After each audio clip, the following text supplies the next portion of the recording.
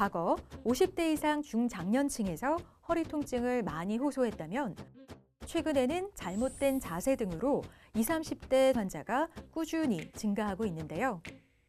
반복되는 허리 통증으로 병원을 찾은 30대 여성.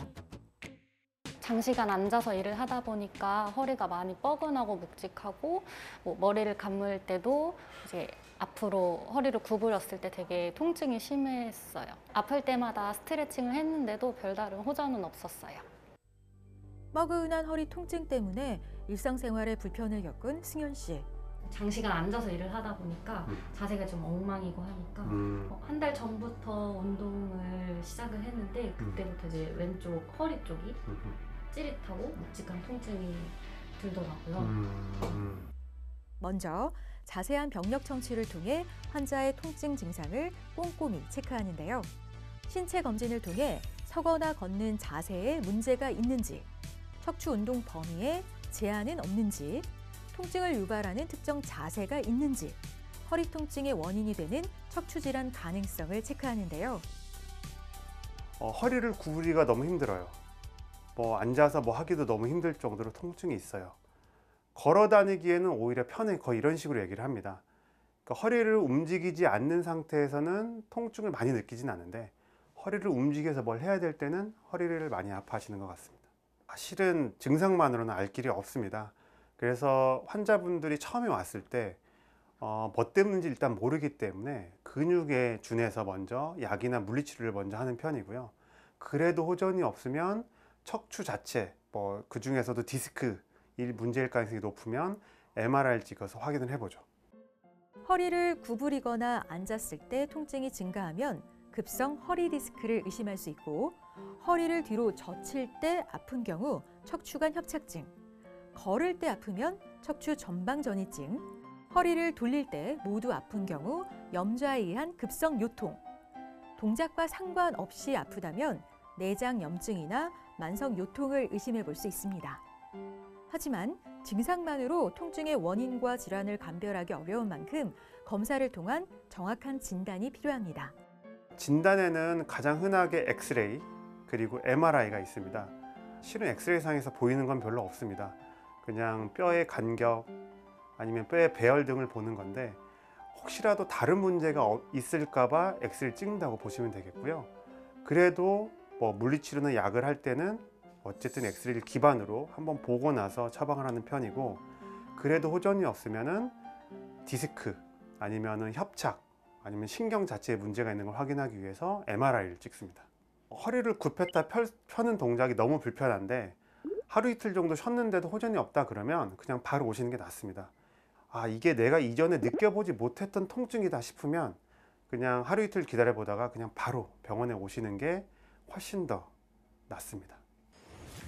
한 번 생긴 요통의 60에서 80%는 2년 이내에 재발하거나 만성 통증으로 이어질 수 있고, 계속되는 허리 통증은 허리 디스크나 척추관 협착증 같은 척추 질환이 원인일 수 있는 만큼 허리 통증 발생 시 통증의 원인을 정확히 진단하고 초기 치료하는 게 무엇보다 중요합니다. 먼저 소염 진통제 그리고 근육이완제 등을 먼저 처방을 하고요. 그 다음에 간단한 물리치료 아니면은 손으로 주물러주는 도수치료 같은 걸 먼저 권합니다. 그 다음에도 효과가 없으면 그 다음엔 주사도 이제는 근육에 놓는 주사가 있고 허리 관절 아니면 허리 신경에다 놓는 주사가 있는데 그때 증상에 맞춰서 변경을 하는 편입니다.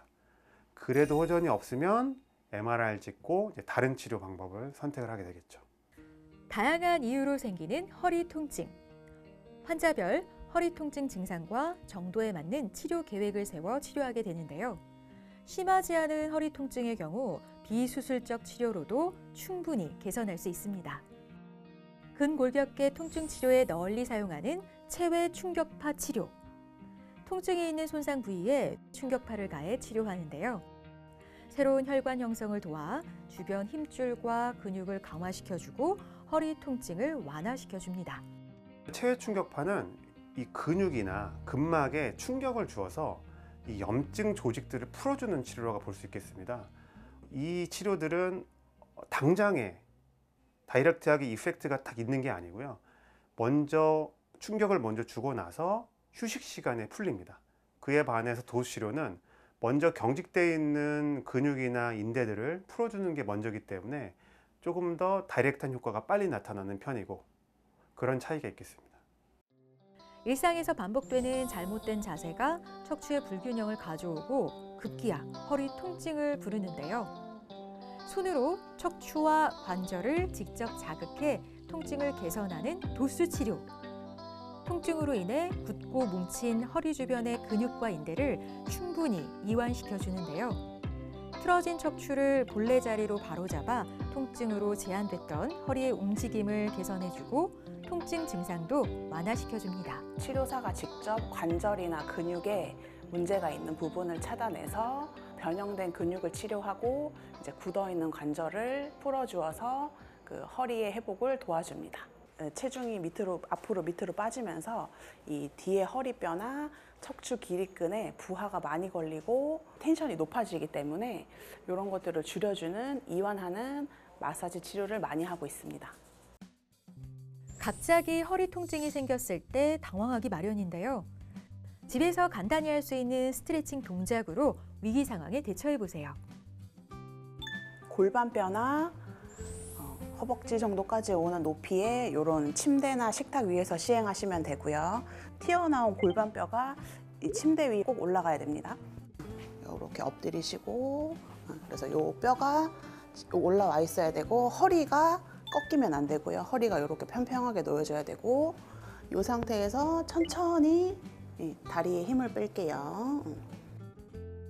전체 무게의 2분의 1 정도 되는 무게로 이게 떨어져야 되고 이 허리에서 이렇게 견인이 일어나야 됩니다.